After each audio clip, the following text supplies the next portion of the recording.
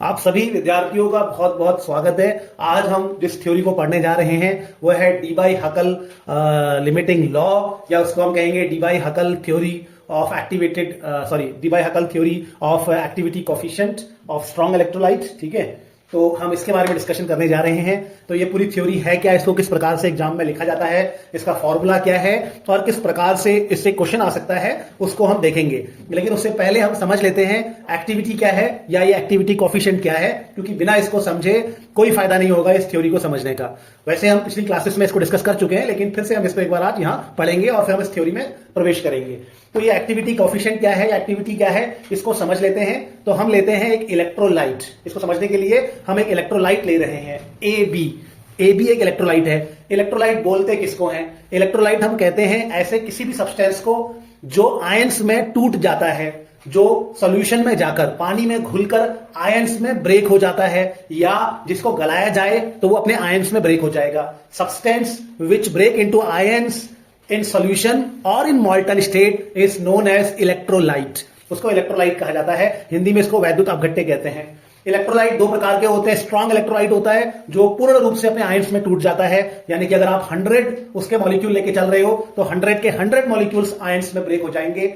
और एक होता है वीक इलेक्ट्रोलाइट जो पूर्ण रूप से, जो कंप्लीटली अपने आयंस में ब्रेक नहीं होता है, यानी कि अगर आप 100 मॉलिक्यूल लेके चल रहे हो तो उसके 100 मॉलिक्यूल्स में से केवल 80 ही आयंस में ब्रेक होंगे, या उससे 70 होंगे या 90 होंगे, लेकिन 100% आयंस में ब्रेक नहीं होंगे।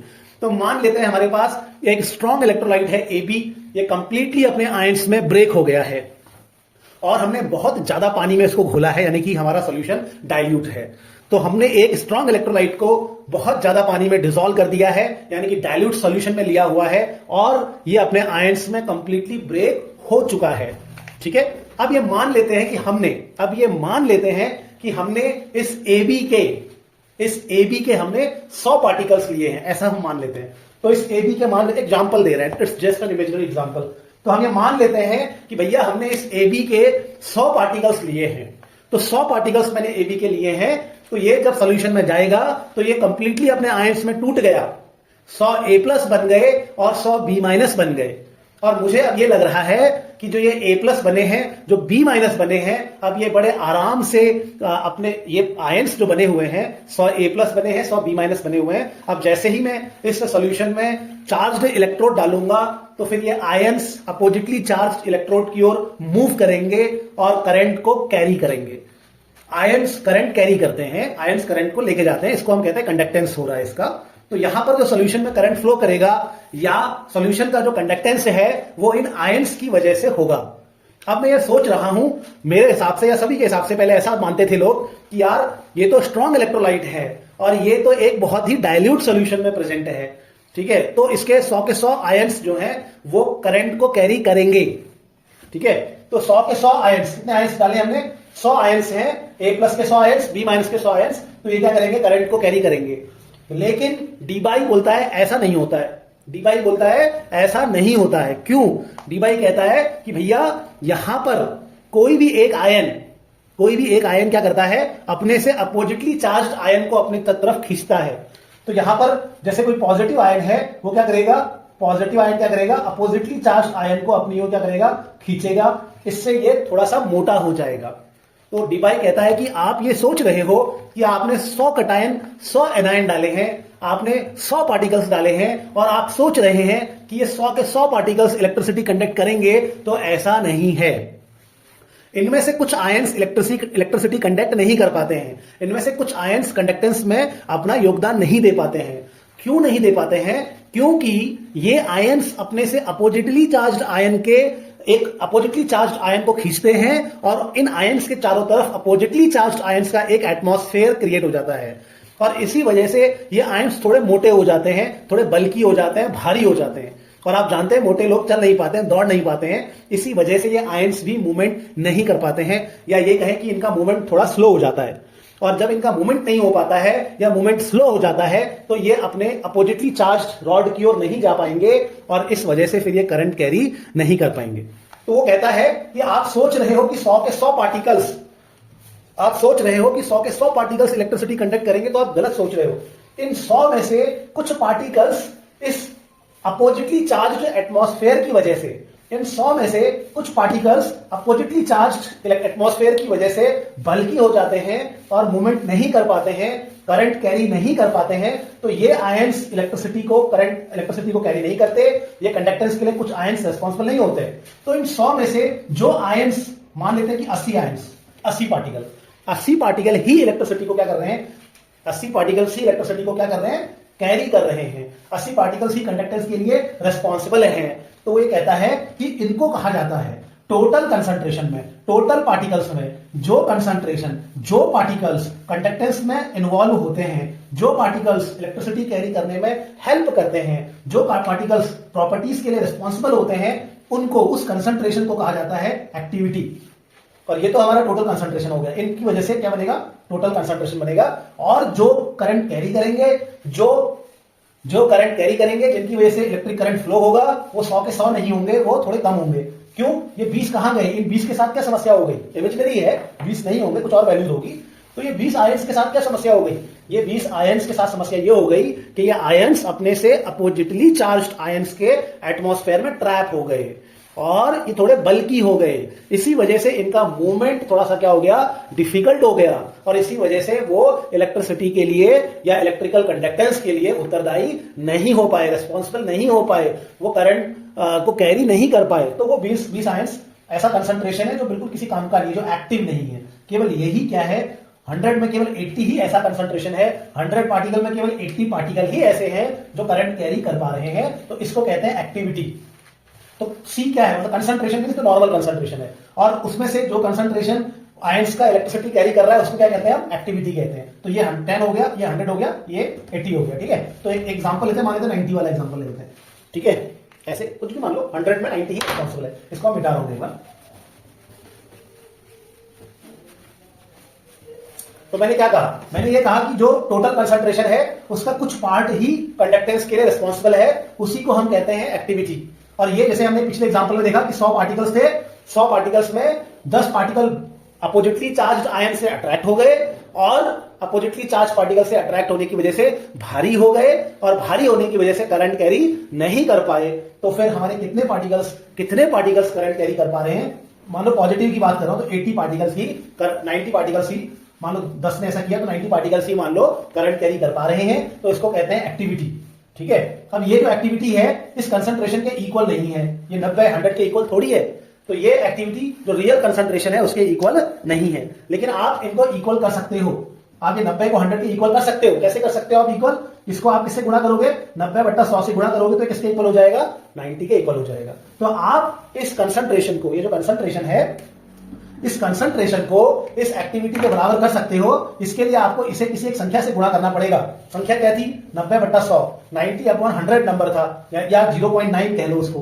तो ये जो नंबर होता है इसी को हम कहते हैं एक्टिविटी कोफिशिएंट। तो एक्टिविटी कोफिशिएंट क्या है? एक्टिविटी को कंसंट्रेशन के बराबर करने के लिए हम जिस नंबर से कंसंट्रेशन को मल्टीप्लाई करते हैं उसी को कहते हैं हम क्या? उसी को कहते हैं बच्चों एक्टिविटी कोफिशिएंट।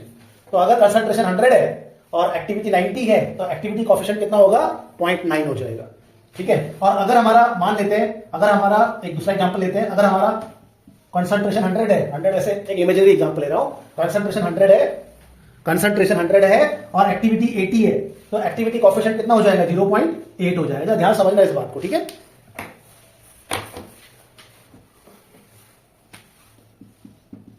और अगर हमारा कंसंट्रेशन 100 है और एक्टिविटी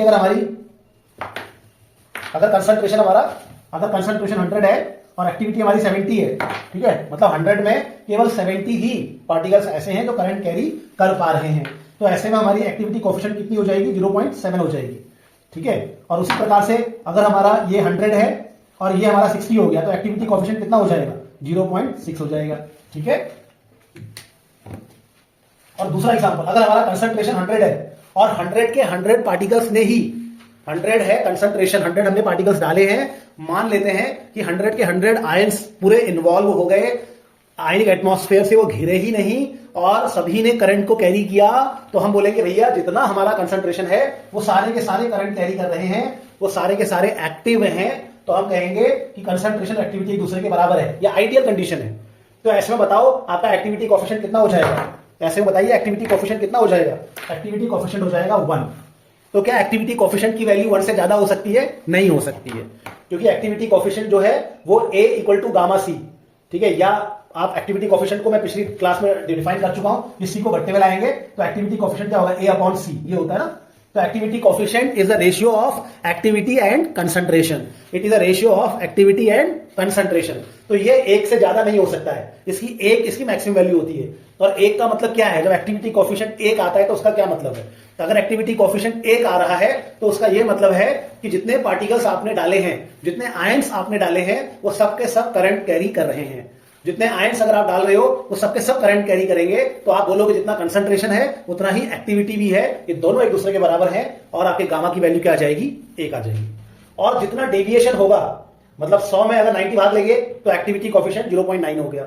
100 में अगर 80 भाग लेंगे, यानी कि 100 पार्टिकल्स में 100 कंसंट्रेशन में अगर 80 कंसंट्रेशन अगर इन्वॉल्व है तो एक्टिविटी कोफिशिएंट हो जाएगा 0.8। वैसे अगर 100 पार्टिकल्स में से 70 पार्टिकल्स करंट कैरी करने में इन्वॉल्व हैं तो एक्टिविटी कोफिशिएंट हो जाएगा 0.7। और 100 पार्टिकल्स में अगर 60 पार्टिकल्स ही करंट कैरी करने में इन्वॉल्व हैं तो एक्टिविटी कोफिशिएंट हो जाएगा 0.6। तो आप ये देख रहे होंगे कि एक्टिविटी कोफिशिएंट जैसे जैसे 1 से दूर जा रहा है वैसे वैसे आप देख रहे हैं कि कम से कम पार्टिकल फिर इन्वॉल्व हो रहे हैं, कम से कम पार्टिकल उत्तरदायी है, या कम से कम पार्टिकल करंट कैरी करने के लिए रिस्पॉन्सिबल हैं। इस बात को आप देख रहे होंगे। जब 1 होगा तो आप बोलेंगे सारे के सारे पार्टिकल करंट कैरी कर रहे हैं।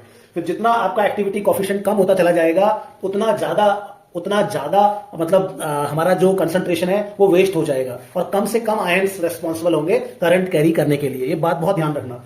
तो जितना आपका एक्टिविटी कोफिशिएंट कम होगा, जितना आपका एक्टिविटी कोफिशिएंट 1 से कम होगा, इसका मतलब उतना ही आपके आयंस भी कम होंगे, उतने ही आपके आयंस भी कम होंगे करंट कैरी करने के लिए, उतने ही कम आयंस करंट को कैरी कर रहे होंगे, उतने ही कम आयंस कंडक्टेंस के लिए रिस्पॉन्सिबल होंगे।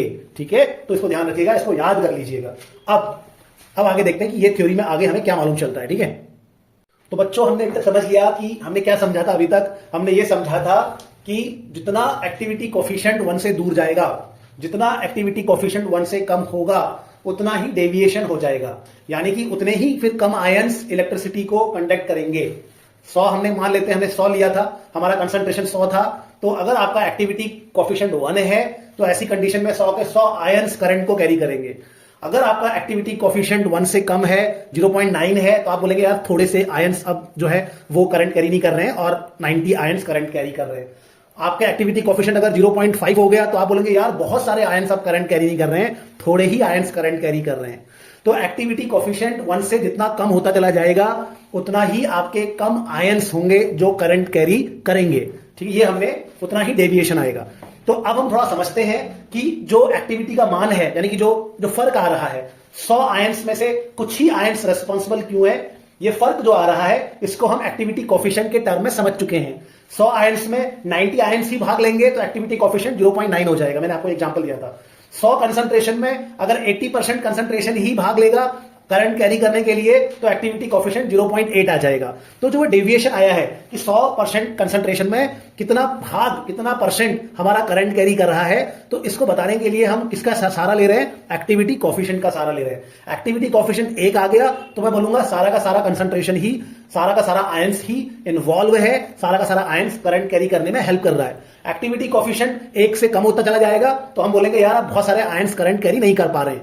तो ये जो डेविएशन है उसको हम एक्टिविटी कोफिशिएंट के टर्म में समझा सकते हैं। ठीक है, समझा पा रहे हैं, उसको हम एक्टिविटी कोफिशिएंट के टर्म में क्या करते हैं? एक्सप्रेस करते हैं। तो अब हम देखेंगे कि आखिर ये डेविएशन आता कैसे है, उसको देखेंगे कि आखिर ऐसा क्या हो रहा है कि हमारे 100 के 100 आयंस आखिर भाग क्यों नहीं ले पा रहे हैं। अभी पीछे भी पढ़ा था, एक बार दोबारा समझ ले रहे हैं कि ये जो एक्टिविटी कोफिशिएंट का मान है, यानी कि ये जो डेविएशन हो रहा है, यानी कि 100 के 100 आयंस भाग क्यों नहीं ले पा रहे हैं। 100 में एक एग्जांपल ले रहा हूं, कुछ भी हो सकता है। ठीक है, तो आखिर 100 के 100 आयंस भाग क्यों नहीं ले पा रहे हैं, ये डेविएशन क्यों हो रहा है, ये एक्टिविटी कोफिशिएंट का जो वैल्यू है वो आखिर किस बात के ऊपर डिपेंड करेगा, इसको मैं आपको बताने जा रहा हूं। तो वो किसके ऊपर डिपेंड करेगा उसको समझते हैं। तो भैया ये 100 के 100 आयंस भाग क्यों नहीं ले पा रहे हैं, उसको हम इस तरह से समझते हैं कि होता क्या है कि कुछ आयंस क्या करते हैं, अपने से अपोजिटली चार्ज आयन से क्या हो जाते हैं, अट्रैक्टेड हो जाते हैं, और वो आयंस के चारों तरफ एक अपोजिटली चार्ज आयन का एक एनवायरमेंट क्रिएट हो जाता है, एक एटमॉस्फेयर क्रिएट हो जाता है, और फिर ये आपका जो आयन है, पॉजिटिव आयन है, नेगेटिव आयन से मान लीजिए अट्रैक्ट हो गया और उसके चारों तरफ नेगेटिव आयन का एक सर्कल बन गया, तो ये पॉजिटिव आयन भारी हो जाएगा, ये भारी हो जाएगा तो फिर ये मूवमेंट नहीं कर पाएगा और फिर ये हमारा इन्वॉल्व नहीं होगा करंट कैरी करने में, और इस वजह से एक्टिविटी कोफिशिएंट 1 से बहुत कम हो जाएगी। ठीक है, तो एक्टिविटी कोफिशिएंट इसीलिए इसका वैल्यू 1 से दूर जा रहा है, इसीलिए जा रहा है। 100 के 100 आयन इसलिए भाग नहीं ले पा रहे हैं क्योंकि कुछ आयंस के चारों तरफ क्या हो जाता है, एक अपोजिटली चार्ज आयन का एटमॉस्फेयर क्रिएट होता है, भारी हो जाते हैं, मूवमेंट नहीं कर पाते। अब ये जो एटमॉस्फेयर क्रिएट हो रहा है, ऐसा होने की संभावना ये होगा, इसके होने की संभावना किस पे डिपेंड कर रही है, ये इस तरह का एटमॉस्फेयर क्रिएट हो जाए, इस तरह से ये भारी हो जाए, ये किसके ऊपर डिपेंड कर रहा है, तो ये डिपेंड करता है दो चीजों के ऊपर। एक है कंसंट्रेशन ऑफ द सॉल्यूशन, फिर से याद करेंगे कि ये ऐसा होने की संभावना, एक्टिविटी कोफिशिएंट का मान 1 से अलग क्यों आ रहा है, क्यों इसका मान 1 से अलग हो रहा है, क्यों आखिर 100 के 100 भाग नहीं ले पा रहे हैं, तो ये होने की संभावना, ये होने का जो कारण है वो दो चीजों के ऊपर डिपेंड करता है। एक है कंसंट्रेशन ऑफ सॉल्यूशन, अगर सॉल्यूशन बहुत ज्यादा कंसंट्रेटेड होगा, बहुत डाइल्यूट नहीं है, थोड़ा कंसंट्रेटेड है, तो ऐसे में आयंस ज्यादा होंगे। अगर आयंस ज्यादा होंगे तो ये संभावना बनेगी कि आयंस ज्यादा है तो एक दूसरे के नजदीक आएंगे, और एक दूसरे के नजदीक आके इस तरह का एक एटमॉस्फेयर यहां पे क्रिएट हो जाएगा, और फिर ये बल्की हो जाएंगे, मूवमेंट नहीं कर पाएंगे, और इस वजह से 100 के 100 आयंस भाग नहीं ले पाएंगे, और हमारा एक्टिविटी कोफिशिएंट 1 से क्या है, कम हो जाएगा। ठीक है, तो ये जो हमारा एक्टिविटी कोफिशिएंट का मान होगा वो इसके ऊपर डिपेंड करता है कि भैया ये एटमॉस्फेयर बन रहा है, इसके ऊपर डिपेंड करता है, और ये एटमॉस्फेयर बन रहा है ये किसके ऊपर डिपेंड करता है, कंसंट्रेशन के ऊपर डिपेंड करता है। दूसरा, ये डिपेंड करता है वैलेंसी के ऊपर। अगर मान लीजिए एक पॉजिटिव चार्ज है प्लस और एक पॉजिटिव चार्ज है +2, तो आप बताइए कि ऐसा एटमॉस्फेयर कहां पर बनेगा। सीधी बात है, जहां पर जितना ज्यादा चार्ज होगा वहां पे उतना ज्यादा अट्रैक्शन होगा, और वहां पे एटमॉस्फेयर उतना ही स्ट्रांग बनेगा, और वहां पे फिर ये इतने बल्की बन जाएंगे, मूवमेंट नहीं कर पाएंगे, और 100 में कम आयंस ही भाग ले पाएंगे, और हमारी एक्टिविटी कोफिशिएंट का मान जो होगा वो 1 से क्या हो जाएगा, बहुत ज्यादा डाउन हो जाएगा। ठीक है, तो ये जो एक्टिविटी कोफिशिएंट है इसका मान इस एनवायरमेंट के ऊपर डिपेंड कर रहा है। ठीक है, एक्टिविटी कोफिशिएंट 1 होगा अगर 100 के 100 भाग लेंगे।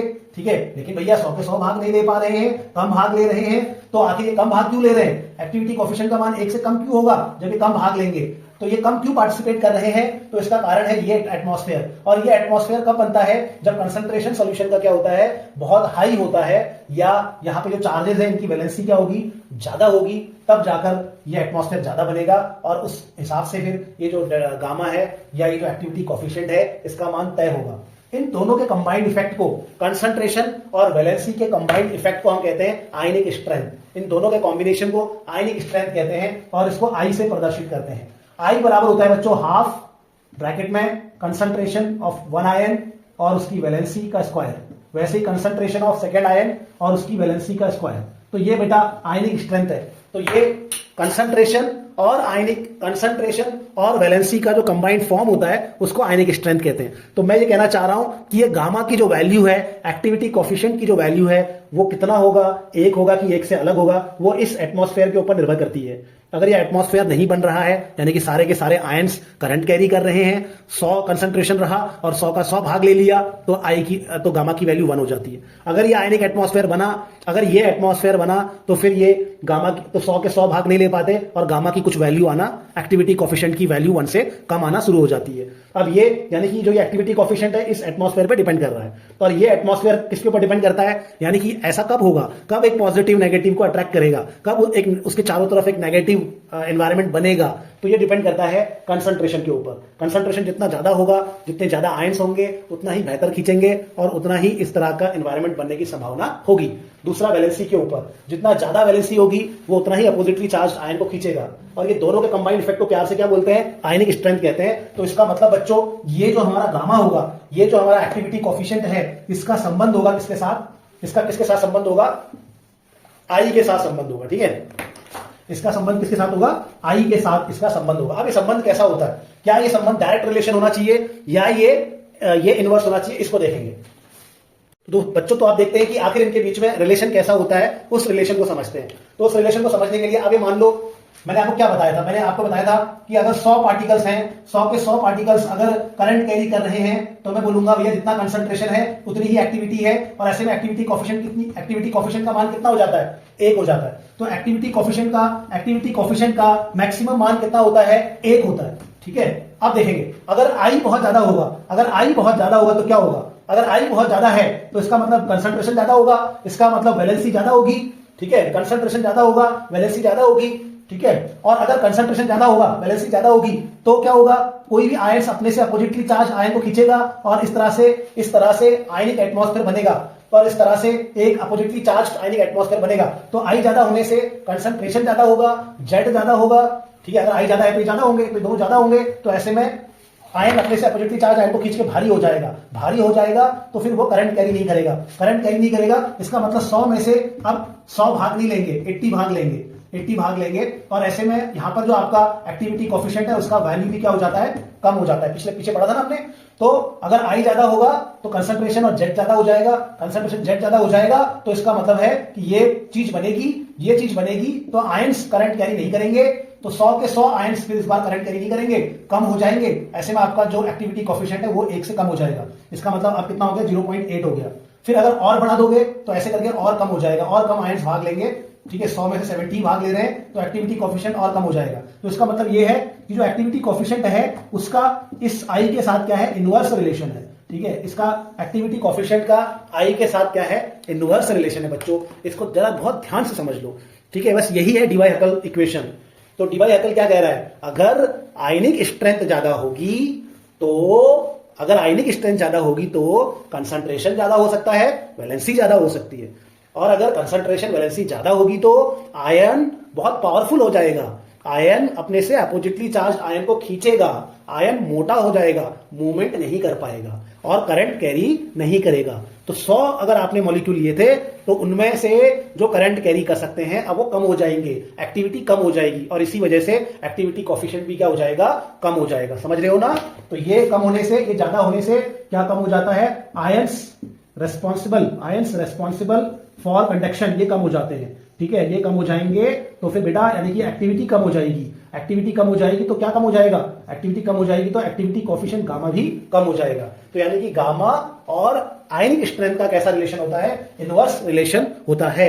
बस इसी चीज को डीवाई-हैकल ने बताया था, इसी चीज को डीवाई-हैकल ने और थोड़ा सा मैथमेटिकल फॉर्म में लिखा था। तो इसको उसने लिखा है इस प्रकार से, log 1/log एक्टिविटी कोफिशिएंट। अब ये जब दोनों आयंस की एक्टिविटी लेते हैं तो उसको मीन एक्टिविटी कोफिशिएंट कहते हैं। तो log 1/log, ठीक है, mean activity coefficient equal to constant mod Z plus Z minus, ये प्रोपोर्शनलिटी हटा दी, ये लगा दिया मैंने, कांस्टेंट लगा दिया, और √i। एग्जैक्ट रिलेशन ये है बेटा। ठीक है, 1/log, तो यहां पे आप देख रहे होंगे ना 1/log गामा प्लस माइनस का मतलब क्या है? जब एक आयन के लिए आप एक्टिविटी ले रहे हैं तब तो उसे गामा प्लस लिखेंगे, और दोनों आयन के लिए अगर आप एक्टिविटी कोफिशिएंट देखते हैं तो उसको मीन एक्टिविटी कोफिशिएंट कहते हैं, और उसको हम फिर गामा प्लस माइनस कहेंगे। ठीक है, तो जो कहने का मतलब है ये रिलेशन आ जाता है। ठीक है, 1/log gamma plus minus a constant है, जेड प्लस जेड माइनस, ठीक है, और जेड प्लस जेड माइनस, और ये हमारा √i क्या है? आयनिक स्ट्रेंथ है। ठीक है, तो यहां पर इसमें क्या दिख रहा है आपको? आयनिक स्ट्रेंथ किसके इनवर्सली प्रोपोर्शनल है? गामा के इनवर्सली प्रोपोर्शनल है ना, समझ रहे होंगे। आयनिक स्ट्रेंथ बढ़ेगी, कंसंट्रेशन बढ़ेगा, वैलेंसी बढ़ेगी, आयंस बल्की हो जाएंगे, करंट कैरी नहीं कर पाएंगे। रियल आयंस तो करंट कैरी कर सकते हैं कि एक्टिविटी घट जाएगी, इसी वजह से एक्टिविटी कोफिशिएंट भी घट जाएगा। तो इनके बीच में कैसा रिलेशन होता है? इनवर्स रिलेशन होता है। ठीक है, तो ये आपका रिलेशन जो है इसी को कहते हैं डीवाई-हैकल इक्वेशन। अगर लॉग को ऊपर लेके जाएंगे बच्चों तो ये माइनस हो जाता है, तो minus log gamma plus minus equal to A z plus mod बोलते हैं इसको। माइनस मोड तब होता है जब इन दोनों का सॉल्यूशन हमेशा पॉजिटिव आएगा, अगर इन दोनों का सॉल्यूशन नेगेटिव आ रहा है तब भी मोड होने से वो क्या हो जाता है? पॉजिटिव जाता है, √i। तो दिस इज द इक्वेशन, इसको कहते हैं हम Debye Huckel equation for mean activity coefficient of electrolytes. ठीक है, ये हमारी होगी डीवाई-हैकल इक्वेशन। ठीक है, अब हम थोड़ा थोड़ा करके आपको एक थोड़ा नोट्स लिखा देंगे बच्चों, तो आप लिखना स्टार्ट करेंगे। ये डीवाई-हैकल इक्वेशन है, मैंने समझा दिया कि यहाँ पे कैसे इनके बीच में इनवर्स रिलेशन था, ये कांस्टेंट था। इसका डेरिवेशन वाला पार्ट हम नहीं कर रहे हैं, वो अलग बहुत डिफरेंट है। अगर वो आपको चाहिए होगा तो आप जरूर कमेंट कीजिएगा, वैसे अभी फिलहाल उसकी जरूरत नहीं है, इतना आपने लिखना है, समझना है। अब मैं आपको नोट्स लिखा रहा हूँ, ठीक है, तो अब आप नोट्स जरूर नोट कर लीजिएगा। मैं इसको इरेज कर देता हूँ, ठीक है। बेटा ये है हमारा पहला नोट्स का जो हमें लिखना है। कि डी बाई हकल थ्योरी ने हमें बताया कि एक्टिविटी कोफिशिएंट कैसे आयनिक स्ट्रेंथ पे डिपेंड करता है, और दूसरा उसने ये भी बताया कि एक्टिविटी कोफिशिएंट का जो मान है 1 होना चाहिए वैसे आइडियल कंडीशन में। अगर 100 पार्टिकल्स में 100 भाग ले रहे हैं, यानी कि 100 कंसंट्रेशन है और एक्टिविटी भी 100 है, तो ऐसे में एक्टिविटी कोफिशिएंट कितना होता है? 1 होता है। लेकिन रियल केस में एक्टिविटी कोफिशिएंट 1 से अलग क्यों हो रहा है, क्यों आखिर कुछ आयंस भाग नहीं ले पा रहे हैं, तो उसको उसने बताया। और ये जो आपका डी बाई हकल थ्योरी जो है ये केवल डाइल्यूट सॉल्यूशन के लिए ही अप्लाई होता है, इसलिए इसको लिमिटिंग लॉ कहा जाता है, क्योंकि ये लिमिटेड है केवल डाइल्यूट सॉल्यूशन के लिए। कंसंट्रेट सॉल्यूशन के लिए ये इक्वेशन काम नहीं करती है। अगर बहुत हाईली कॉन्सेंट्रेट होगा तो वहां पे इक्वेशन काम नहीं करती है। इतना नोट कीजिए, फिर आगे के पॉइंट मैं आपको लिखाता हूं, ठीक है। ओके, आगे आप क्या लिखेंगे इसमें? इस थ्योरी में आप लिखेंगे कि जो इलेक्ट्रोलाइट है उसके आयन्स के बीच में क्या होते हैं? अट्रैक्शन होता है, और एक आयन अपोजिटली चार्ज आयन से क्या रहता है? एक घिरा रहता है। उसके सराउंडिंग में अपोजिटली चार्ज आयन का एक एटमॉस्फेयर होता है, जिसकी वजह से मूवमेंट नहीं कर पाता और एक्टिविटी कम हो जाती है, और एक्टिविटी कोफिशिएंट भी 1 से कम हो जाता है। केवल इनफाइनाइट डाइल्यूशन में ही, जब बहुत ज्यादा डाइल्यूशन हो, जब इनफाइनाइट डाइल्यूशन हो, तब आयंस बहुत दूर हो जाते हैं। बच्चों, जब बहुत पानी आप डाल देंगे तो आयंस दूर हो जाते हैं, और तब ही यह संभव है कि वहां पर अट्रैक्शन नहीं होगा, और तब वहां पे आयंस, सभी आयंस करंट कैरी करेंगे, और 100 के 100 आयंस करंट कैरी करेंगे, और ऐसी ही कंडीशन में एक्टिविटी कोफिशिएंट क्या हो जाएगा? यूनिटी हो जाएगा। तो ये आप देख लीजिए, इसका स्क्रीनशॉट ले लीजिए। अब आगे देखते हैं मैथमेटिकल एक्सप्रेशन क्या है डी बाई हकल का। मैंने आपको बता दिया है। ये आयनिक स्ट्रेंथ जो है वो एक्टिविटी के क्या होता है? इनवर्स होता है, तो माइनस लगेगा आगे। तो minus log mean activity coefficient, A एक कांस्टेंट है, mod Z plus Z minus यानी कि वैलेंसी है, यानी कि आयन के ऊपर जो चार्ज होता है उसको दर्शा रहा है, अंडर रूट आई। और अगर पानी की बात करते हैं, अगर सॉल्वेंट वाटर को लेके चलते हैं, यानी कि हम वाटर में अगर डिसॉल्व कर रहे हैं इलेक्ट्रोलाइट को, और टेम्परेचर अगर 25 डिग्री सेंटीग्रेड है, तो ए का वैल्यू 0.509 होता है। तो इसको हम ए की जगह पे ये रख लेते हैं, तो ये हमारा फाइनल, हमारा जो मैथमेटिकल फॉर्मूला है वो बन जाता है, ठीक है। इसको याद कर लीजिए। तो minus log mean activity coefficient equal to 0.509, और ब्रैकेट में जेड प्लस जेड माइनस और under root I, where I is the, जहां पे आई क्या है बच्चों? Where I is ionic strength. I क्या है? आयनिक स्ट्रेंथ है, आयनिक स्ट्रेंथ है। और आई इक्वल टू क्या होता है? हाफ, ठीक है। I equal to half concentration of first ion और उसका वैलेंसी का square, plus concentration of second ion और उसकी वैलेंसी का स्क्वायर, ठीक है। तो ये हमारा फॉर्मूला है आयनिक स्ट्रेंथ का, इसको ध्यान रखेंगे, ठीक है बच्चों। तो जितना ज्यादा कंसंट्रेशन होगा, एक बार फिर से बोल देता हूं, जितना ज्यादा कंसंट्रेशन होगा या जितनी ज्यादा वैलेंसी होगी, उतना ही आयनिक स्ट्रेंथ होगा, यानी कि उतना ही ज्यादा ये होगा कि आपका आयन अपोजिटली चार्ज आयन को खींचेगा, ठीक है। जितना ज्यादा कंसंट्रेशन होगा उतने ज्यादा आयंस होंगे, जितना ज्यादा वैलेंसी होगी उतना ज्यादा चार्ज भी होगा, और आयंस अपोजिटली चार्ज आयन को खींचेगा, बल्कि हो जाएगा। बल्कि हो जाएगा तो मूवमेंट नहीं कर पाएगा, मूवमेंट नहीं कर पाएगा तो करंट कैरी नहीं कर पाएगा, और एक्टिविटी यानी कि ऐसे आयन जो करंट कैरी करते हैं वो कम हो जाएंगे, और इसी वजह से एक्टिविटी कोफिशिएंट भी क्या हो जाएगा? कम हो जाएगा। आई और एक्टिविटी कोफिशिएंट के बीच में क्या होगा? फिर इनवर्स रिलेशन होगा, ठीक है। इनके बीच में इनवर्स रिलेशन होगा, और ये है इनवर्स रिलेशन। तो माइनस लॉग, ये माइनस का मतलब ये इनवर्स होता है, मैं आपको पीछे बता चुका हूं। तो minus log mean activity coefficient, ठीक है, equal to 0.509 z plus Z minus under root I. अब हम क्या करते हैं? ग्राफ बनाएंगे। अच्छा, एक बात मैं आपको बताना चाह रहा था, अगर हमारे पास दो सॉल्यूशन है जिनमें दोनों में ही हमारे पास क्या है? दोनों ही NaCl के, यानी कि दोनों में ही आयन सेम है, और एक सॉल्यूशन का कंसंट्रेशन 0.1 है और एक सॉल्यूशन का कंसंट्रेशन 0.3 है, तो कहां पे कंसंट्रेशन ज्यादा है? यहां पर कंसंट्रेशन ज्यादा है। दोनों में चार्ज सेम है, ये दोनों प्लस माइनस दोनों का सेम है, लेकिन एक का कंसंट्रेशन 0.1 कैपिटल एम है, एक का कंसंट्रेशन 0.3 कैपिटल एम है। तो किसका एक्टिविटी कोफिशिएंट ज्यादा होगा? तो बेटा जिसका कंसंट्रेशन ज्यादा होता है, याद रखना, जिसका कंसंट्रेशन ज्यादा होगा उसका आई भी ज्यादा होगा, और जिसका आई ज्यादा होगा एक्टिविटी कोफिशिएंट उसके इनवर्स होता है। तो जिसका कंसंट्रेशन ज्यादा उसका आई भी ज्यादा, क्योंकि आई किसके ऊपर डिपेंड करता है? मैंने बताया था कंसंट्रेशन और वैलेंसी के ऊपर। तो जिसका कंसंट्रेशन, वैलेंसी तो सेम है, चार्ज तो सेम है, चार्ज सेम है तो वैलेंसी सेम है। अब कंसंट्रेशन जिसका ज्यादा होगा उसका आई भी ज्यादा होगा, और आई जिसका ज्यादा होगा उसकी एक्टिविटी क्या होगी? कम होगी। तो इन दोनों सॉल्यूशन में इसका मीन एक्टिविटी कोफिशिएंट कम होगा, इसका मीन एक्टिविटी कोफिशिएंट कम होगा, ये ध्यान रखना है। यानी कि इसके केस में आयंस ऐसे आयनिक एटमॉस्फेयर से घिर जाएंगे और मूवमेंट नहीं कर पाएंगे, और कम से कम आयन ही भाग ले पाएंगे कंडक्टेंस में, ठीक है। लेकिन अगर मैं आपको दो केस दूं, मैं देता हूं आपको NaCl का केस और देता हूं आपको AlCl3 का केस, दोनों का कंसंट्रेशन सेम है 0.1 0.1, ठीक है, दोनों का कंसंट्रेशन मान लेते हैं सेम है। तो आप बताओ किसका एक्टिविटी ज्यादा होगी, किसकी एक्टिविटी कोफिशिएंट ज्यादा होगा, ऐसा आपसे पूछेंगे। तो बेटा यहाँ पे चार्ज कितना है +1 और यहाँ पे चार्ज कितना है +3 और Cl तो -1 होता है। तो यहाँ पे चार्ज +1 है, यहाँ पे चार्ज +3 है, तो क्या होता है आई किसके ऊपर डिपेंड करता है, कंसंट्रेशन और वैलेंसी पे डिपेंड करता है। तो बेटा इन दोनों का कंसंट्रेशन सेम है, तो अब हम देखेंगे वैलेंसी को, कंसंट्रेशन सेम है तो वैलेंसी को देखेंगे। वैलेंसी यहाँ पे ज्यादा है तो यहाँ पे आई भी ज्यादा होगा, तो इस केस में आई ज्यादा होगा, आई ज्यादा है तो इसका मतलब एक्टिविटी कोएफिशिएंट क्या होगा, कम होगा। तो जिसका कंसंट्रेशन ज्यादा होता है, जिसकी वैलेंसी ज्यादा होती है, उसका आई भी ज्यादा होता है और उसका एक्टिविटी कोएफिशिएंट भी, उसका एक्टिविटी कोएफिशिएंट इनवर्स होता है, यानी कम हो जाता है, ठीक है, ये ध्यान रखना है। अब मैं आपको जो बात बताने वाला हूं समझ लो, बस खत्म करते हैं। एक आखिरी क्वेश्चन देखेंगे, हम ग्राफ बनाएंगे, इस माइनस को यहां ना लगा के यहां लगा सकते हैं, कोई बात नहीं, कोई दिक्कत नहीं है ना।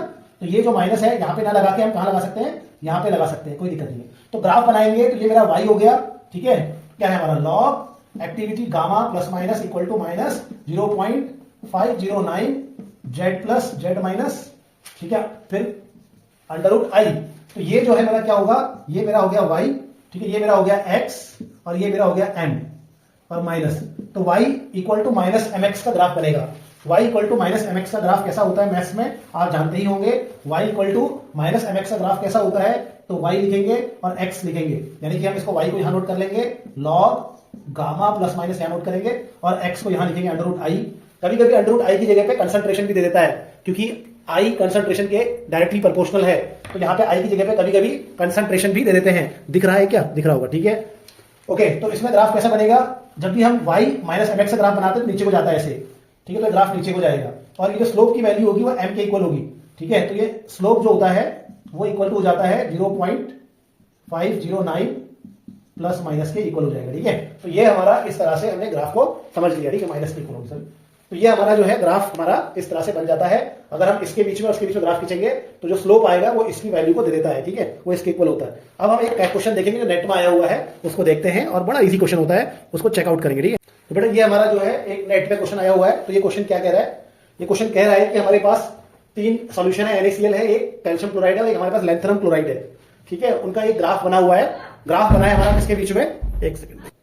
तो यहाँ पे हमारा जो ग्राफ बना है वो मीन एक्टिविटी कोएफिशिएंट और कंसंट्रेशन के बीच में बना है, ठीक है। आई, यहाँ पे आई भी हो सकता है, ठीक है, आई और कंसंट्रेशन एक दूसरे के इनवर्सली प्रोपोर्शनल होता है, इसलिए मैंने पीछे बताया था आई की जगह पे हम सी का भी यूज कर सकते हैं। ऐसे करके 3 लाइनें मिली है, हमें बताना है कि ए कौन है, बी कौन है और सी कौन है। तो अब इसको कैसे करना है, बहुत ही सिंपल है, कंसंट्रेशन को फिक्स कर लो। कंसंट्रेशन को फिक्स कर लेने के बाद आपका कंसंट्रेशन को फिक्स करने के बाद आप जानते हैं आई किसके ऊपर डिपेंड करता है, कंसंट्रेशन के ऊपर और वैलेंसी के ऊपर डिपेंड करता है, ठीक है, चार्ज के ऊपर डिपेंड करता है। तो कंसंट्रेशन को अगर मैंने फिक्स कर दिया तो अब आई किस पे डिपेंड करेगा, वैलेंसी पे। वैलेंसी किसकी ज्यादा होगी, यहाँ पे Na+ है, यहाँ Ca2+ है, यहाँ पर लैंथरम 3 पॉजिटिव है, La3 पॉजिटिव है, ठीक है, यहाँ पे La3 पॉजिटिव है, बाकी तो Cl नेगेटिव सब एक जैसा है, तो उसको देखने की जरूरत नहीं है। तो अगर हमारा हम आई देखते हैं तो कंसंट्रेशन अगर हमने सेम मान लिया तो हमारा कंसंट्रेशन का टर्म हट गया। अब वैलेंसी ज्यादा किसकी है, इसकी वैलेंसी ज्यादा है, लैंथरम की वैलेंसी क्या है, ज्यादा है, तो इसका मतलब इसका LaCl3 इसका आपका आई क्या होगा, वो ज्यादा होगा, इसका आई ज्यादा होगा, इसका मतलब इसका आई ज्यादा है। तो आई के इनवर्सली क्या होता है, मैंने आपको बताया, रट लो, आई के इनवर्सली होता है एक्टिविटी कोएफिशिएंट। तो इसका अगर आई ज्यादा है लैंथरम का तो इसका एक्टिविटी कोएफिशिएंट क्या होगा, कम होगा। तो यानी कि ये सी वाला जो होगा, सबसे कम वाला जो होगा वो किसका होगा, LaCl3। और सबसे कम वैलेंसी किसकी है, Na+ की, सबसे कम वैलेंसी Na+ की है, तो NaCl का आई सबसे कम होगा, आई सबसे कम होगा, वैलेंसी कम होने की वजह से आई कम होगा, आई कम होगा तो मीन एक्टिविटी कोएफिशिएंट ज्यादा होगा। तो ये हो गया और ये बचा हुआ Cl2 हो गया, ठीक है। तो ये इसका आंसर है। तो प्लीज इसको ट्राई कीजिएगा, उम्मीद है कि आपको बातें समझ आई होंगी। डेरिवेशन अगर आपको समझना है तो जरूर बताइएगा, मैं उसको भी समझा दूंगा। Thank you very much. आप सभी लोगों का दिन अच्छा हो, आप हमेशा एक आशावादी व्यक्ति बन के रहें, ठीक है, लाइफ में अगर आपने हर मुश्किल का सामना करना है तो। धन्यवाद बच्चों।